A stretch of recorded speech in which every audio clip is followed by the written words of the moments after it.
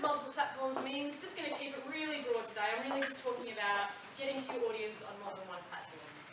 So whether that's Twitter, Facebook, Instagram, whether it's an online website, anything that's more than one platform. If you're looking at The Secret, it was a book. The Slap was a book as well. So it's just about the different ways that you tell your story. Why is it exciting? Well, it's exciting because it's here. It's not going away. You can add a lot of value to your project. It's interactive. We're talking to Grayson last night, who some of you probably know about his artwork, and he was saying one of the things that's hard with the art that he does is how does he get feedback from an audience? And one of the exciting things about if you're engaging with your audience in social media or in those ways is you're actually talking to them. You can hear what they think about your show. And if you're going for a second series, you get to have that conversation with them about what they like. You know, if you can see your Facebook statistics, you can see who's liked their, who's engaging with you, where do they live, what are their age. You can get all sorts of information.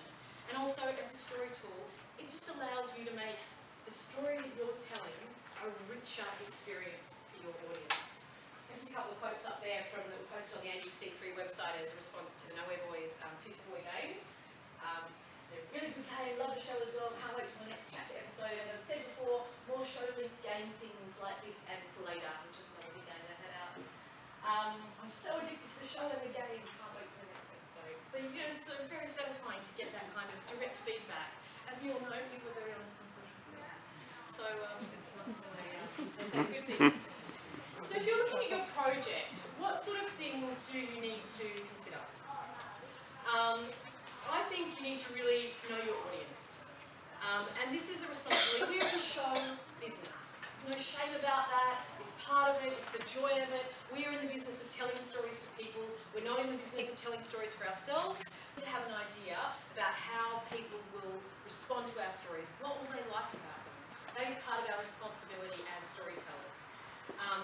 And we also need to know what platform they're on. For example, Old School, which is playing Friday nights at 8:30, Brian Brown and Sam Neill.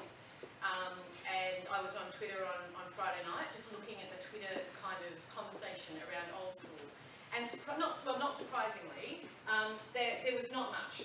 It's not really worth us being on Twitter for Old School. And the reason being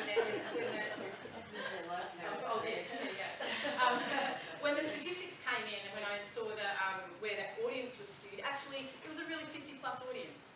And that's where the show was sitting. So of course, well, they're not on Twitter. It's not an audience that's on Twitter.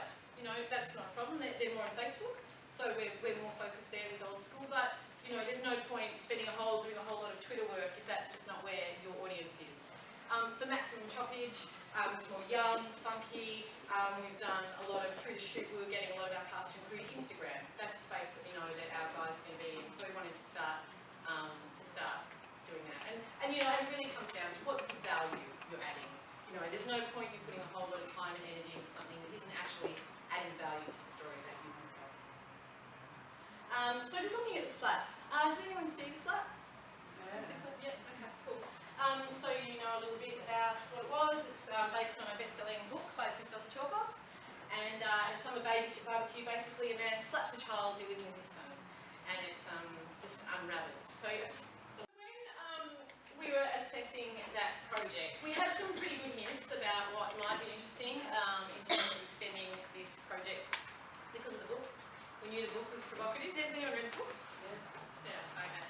Well, the book is kind of upsetting and provocative, really, isn't it? Yeah. And we thought the show might do a little bit of the same. So we knew there would be conversations, and we wanted to be part of those conversations, and we wanted to create platforms where they could be, so that we were in the conversation and not just having to chase it wherever it was. And so the vision for that was really just to really look at the conversation platforms and how we could be in that space, cultivate that space, and help generate conversation around something that we really believed in as a product. So we started that process by writing a sort of social media plan and style guide. And this was really a sort of a 15-20 page document where I just really went through the whole project and did a thorough assessment of it, starting with like what it is, okay, what's the synopsis of it, what are the themes that are in there, what do we know about it, where do we think the audience is, what platforms are they on, and then what assets should we be collecting that we will be able to be communicating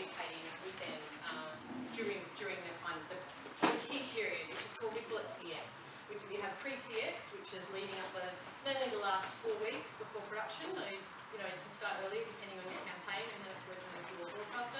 And then TX, which is the time that you're on air, which is where you really want your eyeballs, because we know at the end of the day with TV, it really is a numbers game. So some of the topics that we thought would be hot topics that were, and then so we were responding to what was happening, but also we had anticipated some of it. Things like there was a scene where Rosie is breastfeeding a child that is old enough to walk and talk, and that created a lot of stir. People had a lot of opinions about whether that was right, whether that was wrong, and a lot of people got involved in that conversation. And also the key event of the first episode, which is that an adult slaps a child that is not a kid's son. What does that mean? And people wanted to talk about it, turned out. We created 19 YouTube clips, which fed into all sorts of elements of it. Really, we knew also that we had really amazing directors on it. We had Christos that already had a strong fan base, so we tried to position some of the clips around that. Key images, quotes from characters. Again, the characters say some really provocative things. We had the novel, we had the book. The publisher agreed to release the first chapter online as a free download before we went to air, so just to kind of get people in the mood. We did live tweeting. We did two of our directors, Tony Ayres and Rob Connolly. I set them up on our Facebook page. So just post, again, these are really simple, cheap things to do. This was not high budget. This didn't cost a lot of money. It was just grunt work. It was just a little bit of organisation and making things, making things happen. So just on our Slap Facebook page, just sort of announced that they could chat live to Tony after the show, after one of his episodes, and then he sort of came on and said hello to people. You could see his name come up as Tony Ayres. People just had to keep refreshing, and then people asked questions, and Tony went through and chatted to them. And just really, they got to talk one-on-one with someone who, who was directly associated with creating the show. And we did the same thing with Rob. And another thing we did was we really sought out the people who were key influencers around the topics that were happening, and they sought us out as well. So we were looking for them, but they were looking for us, and we engaged with them when we saw them. Another lovely thing that happened with the Slap, every week the Slap was trending #1, hashtag the Slap. Was trending #1. People were talking about it, and but also all these games started. The Twitterverse kind of took it over and took ownership of it. And this tweeter called Ben Podgeby, he started this thing every week where he would play games with the word slap. So one week it was slap songs. So everyone, for like an hour before the show went to air, people were just tweeting all these like fun things like Bohemian Slapsody and all sorts of things. Another week it was slap movies. So everyone was taking all their favourite movie titles and hashtagging slap movies, and then just doing titles. Honey, I Slapped the Kids, and then slap quotes was another one. There were slap books. Every single week over the 8 episodes, there was a different one that came up. We couldn't have anticipated that. That was just something that happened. But we were retweeting, we were engaging with it, we were tweeting. So because we had our Facebook and our, so this was played on Facebook and on Twitter. Because we had them set up, we could be in the conversation and we could stimulate the conversation. If we didn't have it, we would have just had to watch it happen, and but we could add to it. Also, the whole idea of the slap. People were posting their favourite. Another person posted their favourite slaps from movies every week, and so it took on a life of its own. These results are quite a while ago in terms of Facebook, and this was all organic. There was no money at all. This was just the response. These now with Facebook advertising, these could have gone much higher. But we had about organic likes, 15,000, 16,000. But that actually meant that because your reach is actually through friends of friends, our reach when people were posting and engaging with us was on regularly about 200,000.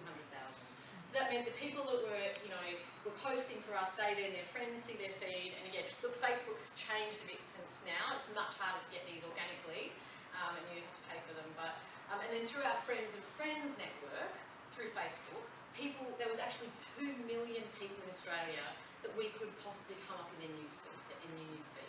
It's quite a lot to have direct access to about your idea and your story. On Twitter, again, we only had 2,000 followers, but because we've been engaging with influencers and they were engaging with us, these are 3 of our big ones, and these guys, their Facebook feeds are much bigger than that now. This is just at the time. Mia Friedman, you know, who runs Mother Mia, who's really vocal around all the kids stuff, which is great, and she had 42,000 followers.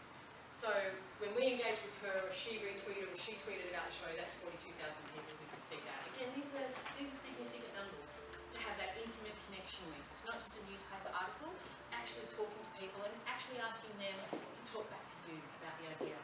Here's just one question. I just asked a really simple question post-ep. What are your thoughts about the ep, guys? You know, that's it. And suddenly we've got, you know, nearly 250 different people who've engaged with it. So then 250, multiply that by their 400, 600 Facebook friends in terms of what comes up in the feed. And again, it's just another reminder. The show's on, people talking about this show, people saying positive things. So looking at my news feed, someone comes up going, I loved it, or why did Rosie do this, or what's going on there? And you know, you're just getting the word out. So that page is still there, and you can go and have a look at the Slack Facebook page. It's pretty dormant now. The peak time of it is gone. But we did then use it for international. When the show played internationally, we were able to access it again. And we, you know, intermittently we're pretty careful and respectful about people liking the Slack, but other shows that we have that we think that audience would like, we can go back to that page and talk to those people again. So